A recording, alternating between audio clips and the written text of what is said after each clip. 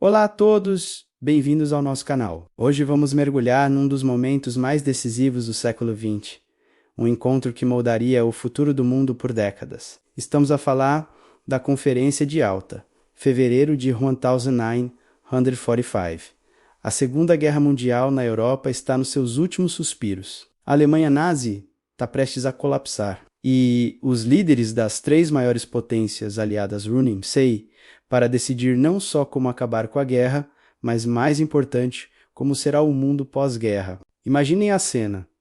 Na estância balnear de Yalta, na Crimeia, três figuras monumentais sentam-se à mesma mesa. Franklin Delano Roosevelt, o presidente dos Estados Unidos, já visivelmente doente, mas determinado a construir uma paz duradoura, Winston Churchill, o primeiro-ministro britânico. O bulldog que nunca se rendeu, agora preocupado em preservar o Império Britânico e conter a influência soviética. E, finalmente, Joseph Stalin, o líder da União Soviética, o anfitrião, cujo exército vermelho tinha virado a maré da guerra na frente oriental e agora ocupava grande parte da Europa de leste.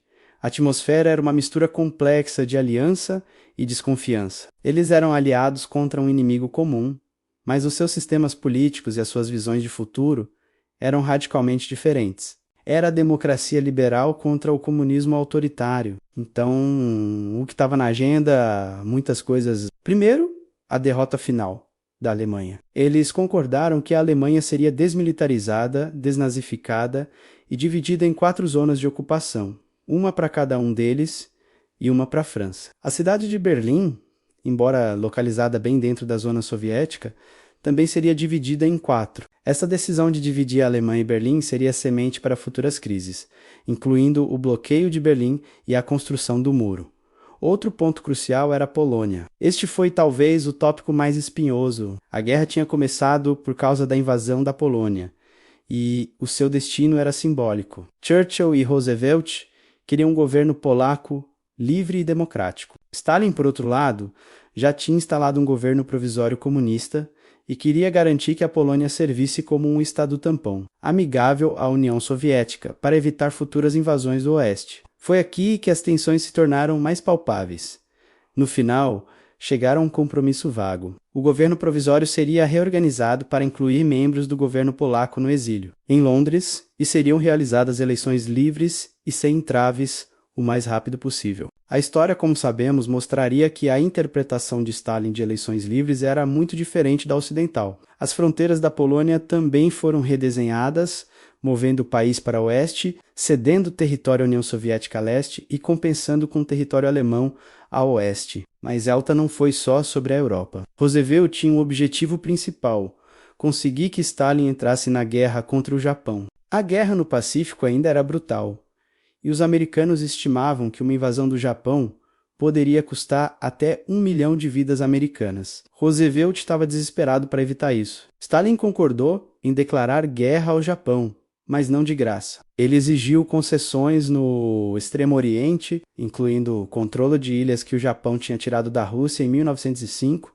e influência na Manchúria. Roosevelt, acreditando que o preço valia a pena para salvar vidas americanas, concordou. Ironicamente, os Estados Unidos desenvolveriam e usariam a bomba atômica poucos meses depois, tornando a intervenção soviética menos crucial do que se pensava na altura. E talvez o legado mais duradouro de Yalta tenha sido a criação das Nações Unidas. Roosevelt era um idealista e via a ONU como a sua grande esperança para evitar futuras guerras mundiais. Ele acreditava que, através da diplomacia e da cooperação, as grandes potências poderiam resolver as suas diferenças pacificamente. Em Yalta, os 3 grandes finalizaram os planos para a Conferência de Fundação da ONU em São Francisco. Eles concordaram com a estrutura do Conselho de Segurança, onde as 5 maiores potências, Estados Unidos, União Soviética, Grã-Bretanha, França e China, menos teriam assento permanente e poder de veto. Este poder de veto era crucial para garantir a participação tanto dos Estados Unidos da América quanto da URSS, que não entrariam numa organização que pudesse votar contra os seus interesses vitais. A Conferência de Yalta é frequentemente vista sob uma luz negativa. Especialmente nos anos da Guerra Fria, muitos acusaram Roosevelt de ser ingênuo e de entregar a Europa de Leste a Stalin. Churchill, mais tarde, escreveria sobre a cortina de ferro que desceu sobre o continente. Mas é importante entender o contexto. Em fevereiro de 1945, o Exército Vermelho já estava no controle físico da maior parte da Europa de Leste.